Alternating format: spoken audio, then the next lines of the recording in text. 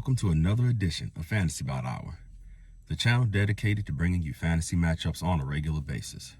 If there's a particular matchup that you want me to cover, please leave it in the comment section, and I promise to honor your request.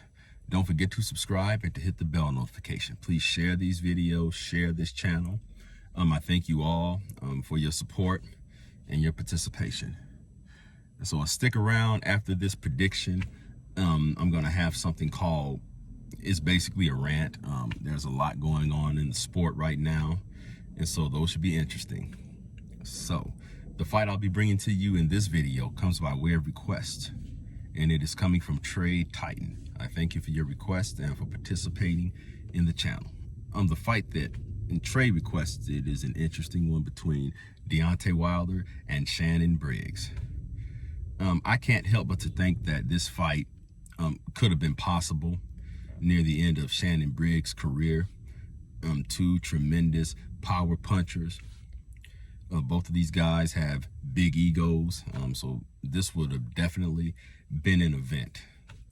I don't know if Shannon Briggs was too shot at this point in his career to be competitive, but the last thing to go on a fighter is their power. So from that standpoint, he could have definitely been a factor in this fight.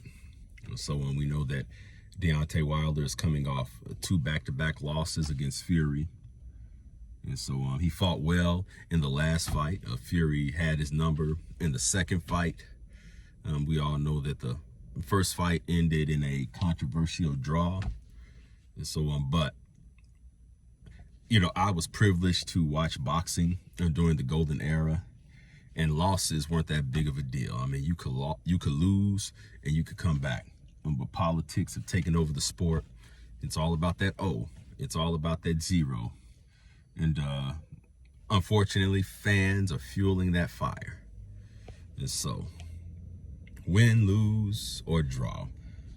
2 solid heavyweights. Deontay often gets criticized for his so-called lack of boxing skills, but all I have to say is what he has done has worked thus far.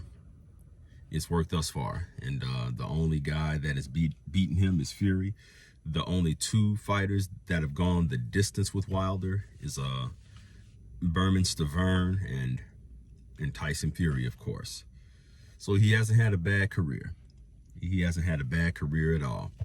And despite the criticisms of his resume, he's fought some solid fighters. I mean, he's the only one to beat Luis Ortiz twice. And people weren't lining up to fight Luis Ortiz. So I said all that to say once again that this would be a tremendous fight. Now we know that Deontay Wilder is a slow starter. He relies on the right-hand eraser. He could be losing the whole fight. And this is a signature Deontay Wilder fight. He's losing the majority of the fight.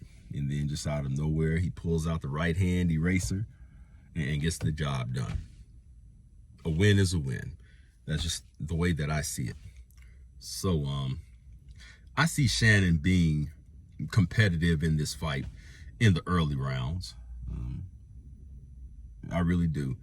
I see him putting on the pressure. I see him getting Deontay against the ropes, banging him to the body, going upstairs, and being very physical. A lot of fighters aren't physical with Deontay Wilder. Tyson Fury was, but Briggs will definitely be physical. Briggs never appeared to be afraid of anybody. I mean, he took the fight to Lennox Lewis. He stood toe-to-toe with Botha, and he stood toe-to-toe with Big George Foreman. Lost that fight in my opinion, but he's not the first or last fighter to benefit from a controversial decision. So it is what it is. That's for another video. But as far as how this fight would play out, yeah, Shannon would bring the pressure, get Deontay against the ropes. He would have Deontay on the back foot for a few rounds, you know, for the first 5 or so rounds. with Deontay throwing an occasional jab, hitting him with an occasional right hand, and Deontay Wilder would just be sizing him up the whole time. And so I'm just looking for the perfect opportunity to drop the hammer. And so I think that this fight would go in typical Deontay Wilder fashion. Deontay Wilder giving up a lot of the early rounds, Shannon Briggs having early success, and then around round 7 or 8, he just comes out of nowhere with the right hand eraser. So I'm going with Deontay Wilder by knockout. The boxing world needs to get over this whole thing of fighters needing to be undefeated to be great, or thinking that the only way that you can be great is to have an O on your record. I understand the desire to make money. I mean, you're getting hit for a living, so you better be making something. But because of this mindset, it creates an illusion that for the simple fact that someone is undefeated, that they're great or that they're the greatest. But it's easy to be undefeated with careful matchmaking, with ducking, with only fighting once a year or only fighting once every 2 years. It's easy. So people thinking that you're great just for the simple fact that you have an undefeated record is madness. It's been going on long enough. I think the fans need to open their eyes. And once fans open their eyes, well, not the diehards. I'm referring to these new fans that may have started watching boxing 5 or so years ago. And I know that Lomachenko gets a lot of criticism just for 2 losses, 2 doggone losses. The guy has the best footwork in modern boxing. The guy's a great boxer, great head movement, great combinations. He throws punches in bunches. He throws punches from all sorts of angles. Lomachenko is great. But just for the simple fact that he has 2 measly losses, that's what people get hung up on.